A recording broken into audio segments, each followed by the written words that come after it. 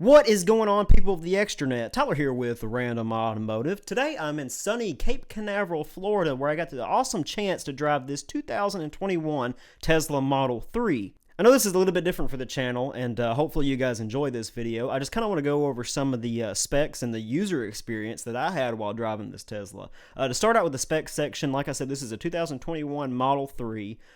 They come out in July of 2017 was the first release of the Model 3. Had a wheelbase of 113 inches, a length of 184, a width of 72, a height of 56, and on the standard model that is pictured here has a standard weight of 3,552 pounds. So typically the range is around 220 miles. I think they also offered it in the Range Plus, and that's what this one was, which had a range of 262. Usually I got about 259 if you have good driving habits. So some of the first impressions I saw when I first saw this car was, of course, I did the same thing that I think all of you do, and how do you get in it? And, I had to figure out how to open up the door handle and things like that. So some of the driving experience right off the bat is it is a silent car. Now, I have drove EVs before, and so it didn't completely catch me off guard that the vehicle was completely silent. It also didn't catch me off guard that when you let off the gas, the regenerative braking kicks in. So the vehicle winds down and comes to a stop faster when you let off the gas. It doesn't just coast like a typical vehicle. So I was kind of used to that. That might catch you off guard if you've never drove an EV before. But it's not a huge deal. You'll get used to it pretty quickly. Some of the other advantages that I saw while driving this car, it was very roomy. Of course, it was very fast. In fact, I got a video of me driving it. So they say everybody who drives a Tesla should at least hammer on it once. And that's what I'm about to do. I'm going to slow down to about 40 here, if I can. And then let's go. Oh my gosh! Holy crap. That straight caught me off guard. Holy crap, I gotta do that again. That was like so fun, it was almost scary. And here we go. Oh my gosh, this car is so fast. Holy crap. So yeah, I must say I was pretty impressed with the speed, and I think a lot of you are. You just don't understand the power until you drive one. It's just such a fast vehicle, and you just can't beat it.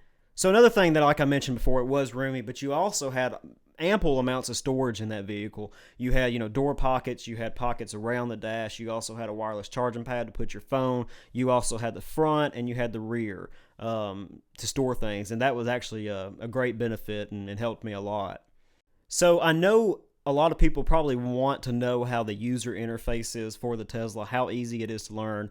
I can't give an in-depth review of that because I'm not an expert on it, but I did record a little video just kind of showing how that works and a brief overview of it, and I'll show you that now. So that's all the controls there. You've also got acceleration, steering mode, you got comfort, sport there, stopping mode. It will also creep to a stop when you slowly let off the gas pedal versus you can roll or hold, so you can manage your driving positions and how you drive there. For charging, this gives information on the charging portion of it. This one's at 81%. To open the charge port, you press this button here, and then you just insert the plug and take it out as such. Autopilot settings, which we'll show on the road also here in a minute, but just your various settings for that. You can also turn your dome lights on by one touch and back off, and they fade out slowly. Headlights on or off, obviously. Display settings, you can put the display in dark mode, which is kind of cool, light or automatic. This will give you your various trip information, navigation settings. Safety is how you can press this button to turn off the vehicle. You can limit the vehicle to a certain speed. Also, you can do various other things via the live cameras and cabin overheat protection. Service information, your various places you want to go, like a car wash or having it towed. You can calibrate settings in there, tire pressures also. You can do software and upgrades there. So we'll go back to the navigation screen here. Of course, your various information. You can find chargers that are nearby by pressing one touch, traffic information, etc. Scroll up here to have your various Bluetooth information and your phone information. So climate control, bottom left corner will bring up the menu. You can pick your temperature by sliding right or left. You can do automatic or off. You can pick your various zones, so you can do like floor and top, or defrost, or do all three of them at the same time. That floor one's not too bad at all. So you got your heated seat control on the left for your driver and passenger. And you also got a certain temperature you can keep it at if you've got your doggy-o in the car, and for camping mode. So we will now scroll up. We'll scroll up and look at the various cameras here. You get good side views of the entire vehicle. When you turn on the turn signals, these cameras will pop up in the bottom left corner. Under the More Settings tab, you get basically all that you possibly could want. Tune in, Bluetooth, Spotify. You also have a web browser and all that kind of good stuff, etc. Phone information. You can connect your phone via Bluetooth. And that's basically a basic overview of the Tesla information system there. So yeah, that was another advantage, was it was just super easy to learn. It's a good thing also that this is a zero emission vehicle, so you don't have any problems with smog checks, anything like that. Now I will get into some of the disadvantages though, and they come rather quickly, but nothing that was too detrimental to it.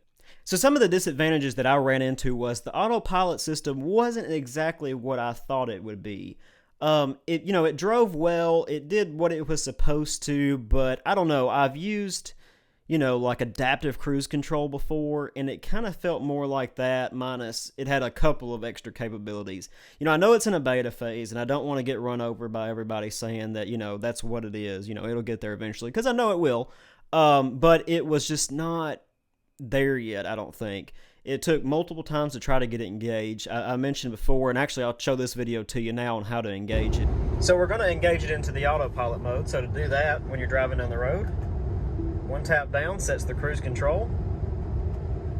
2 taps puts it in autopilot mode. Now the car is essentially driving itself. It does advise you to keep your hands on the steering wheel, although I don't know anybody who actually does that. But it's a good idea to keep them close because you never know. Now, as far as the autopilot system, in my personal take, it's a little odd because, well, I guess that's not the point, but it seems like there's a lot of corrective measures you got to put in a little bit. I don't fully trust it, although it's not all that bad. You can obviously put in little inputs to the wheel, and that will keep it awake, basically making sure that you're not driving, or it's driving itself while you're asleep. The thing is if you push it a little bit too far, it kicks out of autopilot mode, and it's still a little bit jerky from side to side too. So it's a little bit to get used to. So it's asking me to apply slight force to the steering wheel, and you got to get that measure just right, because if you go too far, it cuts off. If you don't do it enough, it cuts the R. Okay, sorry, I can't talk today. So if you go too far, it will cut the autopilot off. If you don't go enough, it will still cut it off technically. So you got to be just right in that spot. So like I mentioned in that portion of the video, it was difficult because if you turn the wheel too far, you would disengage it. If you didn't turn the wheel enough, it would disengage it. So it was kind of like a constant battle, and it wasn't a constant drive, I would say. Another thing is I could never get the lane departure portion to work. You turn on the signal. I've seen videos where the vehicle moves over, and it just never did that. It never really looked for a spot. It never tried to figure it out. It also had a hard time placing red lights and figuring out red lights. So I didn't trust it on like the red light portion. I didn't trust it if a vehicle stopped, and I didn't really trust it around curves. Now I know it's probably a psychosomatic thing where I don't necessarily trust it, but it would probably do okay. So I don't want to complain too much. I don't want to be too hard on it. It's not a huge deal. The only other real disadvantage for me, and it wasn't really a disadvantage for a lot of you, and I don't know that it would really be a disadvantage to most people, is just the thought of an electric vehicle. See, my area where I live, there's not a lot of electric vehicles. There's not a lot of chargers around. So I guess, especially in the greater Orlando area, there was a lot of chargers. But it was just always the thought pressed in the back of my head of, what if I have to deviate from my course? I have to go somehow out of my way. You get stuck in traffic, and then you can't just go to a gas station and put gas in it. You have to go to an electric charge station. You either have to pay and find a more powerful charger, or if you hook it up for free, it could take 12, 15 hours to charge. Or what if you've been gone all day, you have an emergency, and you have to leave again, and your emergency is 100 miles away? I don't know that I would personally like that as a normal everyday vehicle for me, especially in the area I live in where most people drive 25, 30 miles a day for work. I don't know that it would be great for that. Now, if you live in a bigger city where your commute to work is, 14 minutes and it's 3 miles and that's the furthest you ever drive, yeah, I would totally recommend something like that. You would save a lot of money. It would be pretty efficient for you, and there would be really no reason for you to not.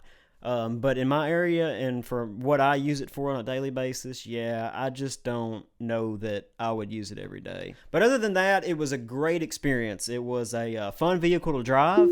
I had no issues with it whatsoever. It was just a great experience, and I would totally recommend, if you live in an environment where you don't have to drive far, buy you one if you can. So as you would expect, the Tesla quality is actually pretty good. You've got this faux wood material here. I don't know, that might be real wood, I'm not too sure. You've got a higher end like leather rubber coating there, and then the door in the center portion is finished off in Alcantara, and your 4 window controls for up, down, and then this is to open the door. To open the door, you just press the button, door pops open. If you're going on a vacation and you have the same deal as me where you don't have to drive very far, get you one. It's a very fun experience.